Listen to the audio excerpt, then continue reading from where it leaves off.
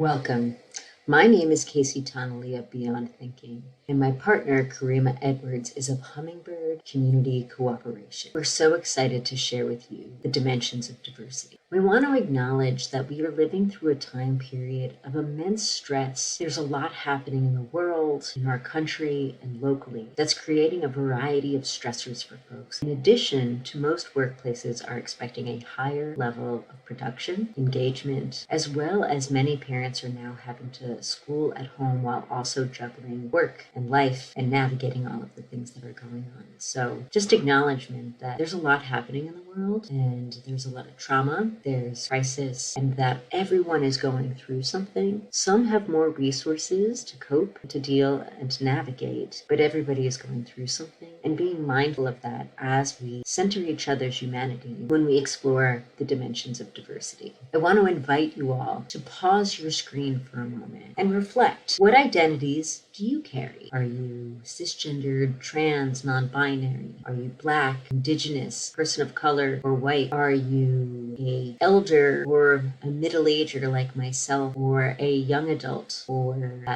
somebody who identifies a youth? There's a lot of different dimensions of diversity, and we're going to cover them in just a moment, but I encourage you to pause this video and take a moment to think, what are the identities and dimensions of diversity that you may hold? I hope you all took a moment to reflect on the identities that you might be holding. As we lean into this training, some of the things that we're going to be covering are, yes, the dimensions of diversity, as well as what are our personal lenses that we carry, not just throughout life, but as we bring them into the garden space, as well as bias, microaggressions, and moving towards micro-inclusion. So, what are the dimensions of diversity? The dimensions of diversity is a phrasing that really represents of the potential identities and socializations and lenses that we might be bringing into this world. So you'll see in the orange circle, your core identity. This is how you identify, not necessarily how society might define you or what category society might place you in, but your identity of what are the things that make up you. How do you identify in this world? And frequently, not always, frequently these things include age, ethnicity, race, gender identity, sexual orientation, physical ability, and mental health. Now, as you see, I'm not going to cover every single circle that's up there. I encourage you to read through all of these different dimensions. But there's your core identity, the primary categories, which we just mentioned, some secondary, organizational, maybe you're attached to a company or a nonprofit. Those things might also be informing and shaping you, as well as cultural. What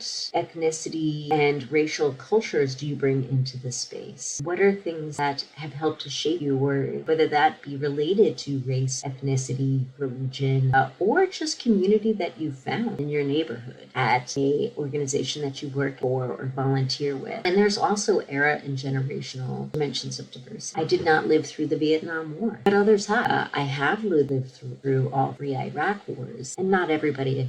We are all going through a global pandemic. That is something that we are all experiencing. But there are younger folks, toddlers and babies, who won't have a memory of it. There are folks that are going to be born after COVID has become just a part of our lives, that won't remember anything different. And so recognizing these are all things that are going to shape us. And so when we think about dimensions of diversity, the thing that's important to really consider is none of us can know all of them or have great understandings of all of them. There are the lenses that we have. They can change over time. As a young person, I lived in a different state that had a very different culture. I grew up very religiously. That was very much a part of my life, my lifestyle, my socialization, and the messages that I was absorbing. That shaped me. With time, with age, with diversity of experiences, that shifted for me. And as I continue to have the privilege of age, that might shift again. So I think the thing to remember is that our dimensions of diversity can shift, they can change. It's impossible to know and understand every dimension. And so we both have to be lifelong learners and open to new ideas. I keep marveling at the fact that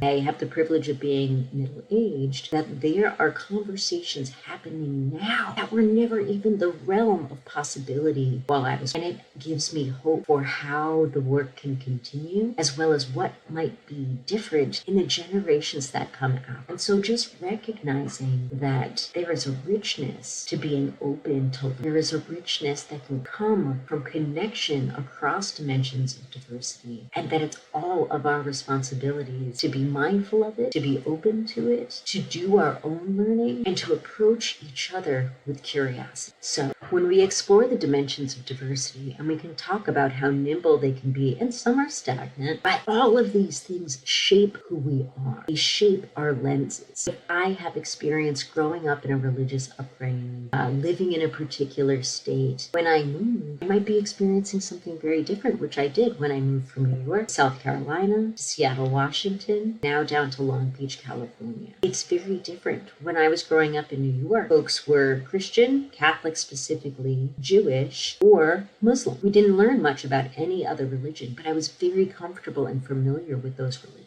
And when I moved to Seattle, I was kind of shocked that government institutions and schools were not closed for Jewish holidays or honored openly any holidays associated with Islam, where when I was growing up, that was very much the case. And so recognizing that that shaped my cultural lens. So you'll notice that there is a handout associated with this training. Please download it, fill it out. What are the lenses that you bring? Because what's important about that is that lets you know what's the lens you bring, but it also lets you know what's not in those lenses and what might you not be seeing. Because I think that this can be really helpful, is that we have to acknowledge we live in a society with multiple realities. And so just because something's not true for me doesn't mean it's not true for somebody else. So let's listen to some other folks about what are some things that we might not be seeing. Systemic racism is a set of racialized norms that have been embedded in our law, our policy, our practices. And what it's done is really licensed atrocity. We start with the social construct of race as a historical reality that created change agents. We can find examples of systemic racism everywhere we look for them, in education, in health, in housing, everywhere. Where there's data disaggregated by race, we've been able to measure systemic racism. Doctors who are overwhelmed with too many patients default to anti-Black norms. Teachers assume less from their Black students. So we see that anti-Black racism and systemic racism operates with a common set of mindsets and norms despite national borders and cultural differences.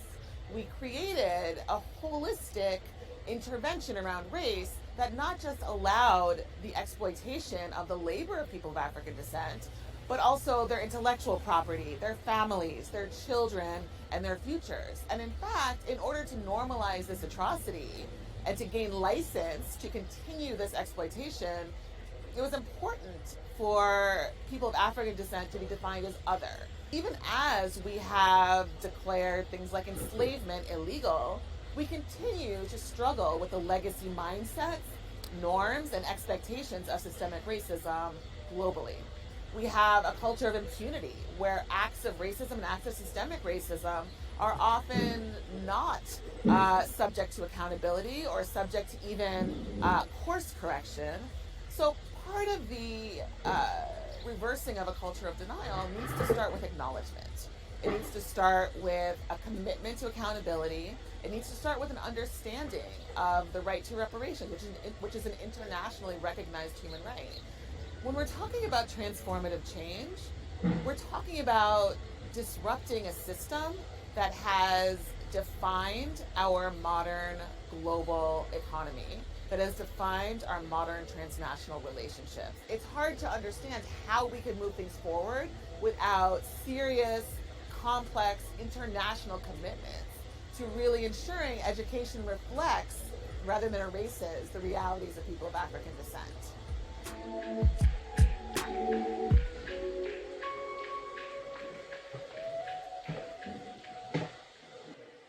We just had the privilege of listening to Dominique Day, another phenomenal speaker who can talk critically about race, racism, and how it's showing up in society, as well as naming some of the things that need to shift in order to create genuine, authentic, real, and impactful equity. The next video we're going to watch is a video that was actually produced in Seattle by members of the community. Let's have a listen to what they have to say. Pronoun. You can call me he, you can call me she, you can call me Regis and Kathy Lee.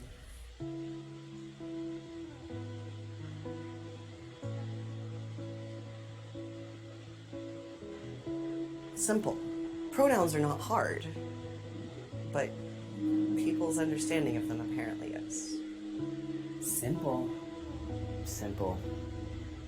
I just feel like I'm not stabbing myself in the leg every 7 days with testosterone for them to call me she. Respect. I think it's always important to ask someone what they use, what honors them, and to use that. Gender, the way people look, isn't necessarily descriptive of who they are inside. Difficult. As someone who considers themselves non-binary, I have a lot of trouble interacting with people who've never interacted with someone who uses they, them pronouns. When people hear that I use he, she, and they pronouns, I think they get a little bit nervous, because what if they start using one pronoun and then they say a different pronoun in the next sentence? Then everyone will think they messed up. He, she, it, they, it's just the words. I don't like it when people call me a he. I feel like they need to be corrected right on the spot. When someone knows about my fluidity and chooses a pronoun that resonates well with me in the moment. A key to educate oneself about who you let into your life and how they want to be identified. Useful. If anything, I'd be more hung up on the need some people feel to attach preferred. That could give people an inaccurate idea of what being trans is, because my pronouns aren't preferred, they just are, because my gender's not, a desire that I have or like a wish or something. It's who I am. It's just part of me. Useful. I mean, it's easier to talk to somebody when they know how to address you. Feel good about pronouns. Feels great to have the ability to choose your own pronouns. Constant. That is a thing that I constantly have to fight for. All my friends and family are on board, so I don't have to worry so much. But I always worry about what pronouns strangers are using for me in their heads, which is really just a silly thing I should not even be thinking about. Individuality. Given they might not know how to address you unless you tell them, or if they ask and you answer them. I would say patience would be the word I think of. When somebody uses my pronoun, I don't get angry, I just re-correct them and help them really understand, the importance of how misusing somebody's pronoun can be offensive. Identity. And you better get it right. In the workplace, people who persistently misgender you are actually guilty of sexual harassment. So what's more important? How you see me, or respecting how I see me?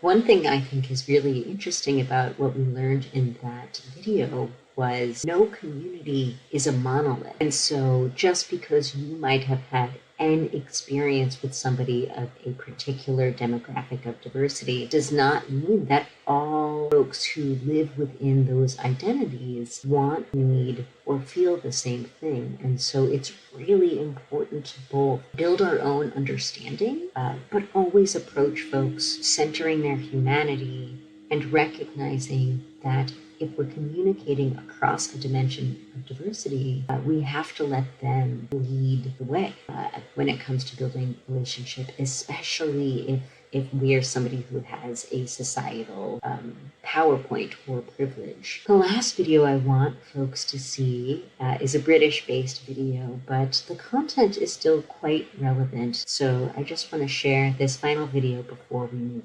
Sexism exists everywhere. It exists in the way we speak, the words we write, the images we create, and the way we act. It impacts women differently, and to a greater extent than men. It's around us from childhood. with boys encouraged to run, jump and be active, and girls socialized into passive, pleasing, ladylike behavior. It hits out at us from bus stop advertising, magazine covers, toys, computer games, or pictures posted on the wall at work. It's there in the home, where women still perform far more unpaid work than men. It's in the workplace, where women are ignored and silenced, passed over for promotion, penalized for having a family. It exists each time a victim of sexual violence is told in a court that she was asking for it. It's present each time a sportswoman is portrayed as a wife and mother, or asked to conform to a girly, sexy stereotype and her sports achievements are downplayed. It's there when girls drop out of sport because they're told they don't have the right body. It exists when men who look after their children are ridiculed. It exists every time politicians who are women are silenced by jokes or comments about their appearance. It spreads its poison through social media, with women and girls silenced and degraded through vicious, sexualized attacks. Sexism is not just an attack on women, it's an attack on everyone. It leads to societies that are not safe for everyone to thrive, with no space for diverse voices, talents, or leadership. At worst, it creates a climate that leads to violence and murder. That's why the Council of Europe has come up with the world's first legal text addressing sexism in all its forms. We're taking a stand against sexism. Will you?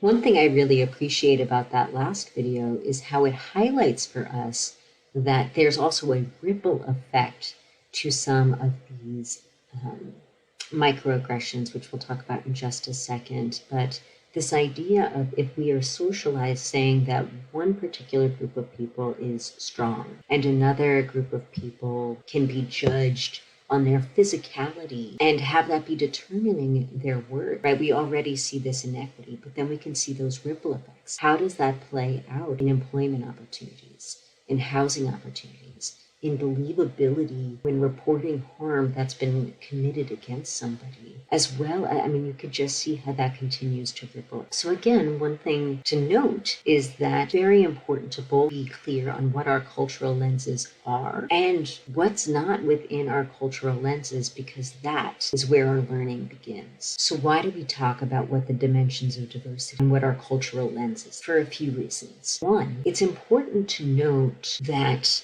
we don't understand every other person's lived reality. And that's really important for us to know, accept, and be able to make. We also have to be clear on understanding that as we're trying to connect and communicate across different dimensions of diversity, our lenses can actually be a barrier.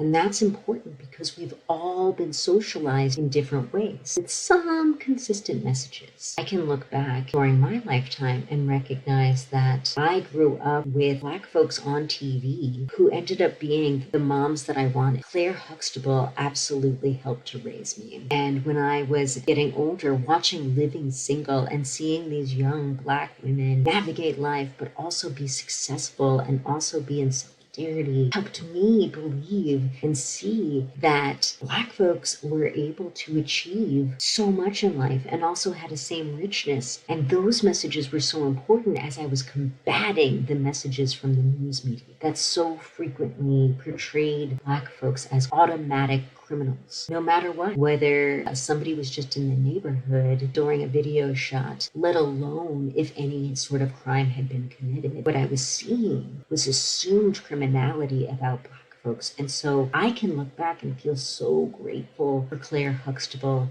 and the women on Living Single and my neighbors across the street, because I got to see that what was being portrayed in the media in one direction was 100% in the opposite of what my experience was and what I was connecting to. And so recognizing that we're absorbing messages all the time. And so as our lenses are getting shaped, so are our biases. And so one of the things to note about bias is, it's very easy to point at somebody who's using racial slurs or using coded hate speech in any sort of speeches they might be giving. It's easy to do that. The harder work is what's unconscious, because that's frequently what lives within inside of us. That's the part where our unconscious biases can actively be working against what our conscious values are. So it's so important that we get really clear on where might those unconscious biases live. I have up there explicit and implicit because frequently explicit is similar to conscious bias and implicit is similar to the unconscious bias, but you've probably heard both terms,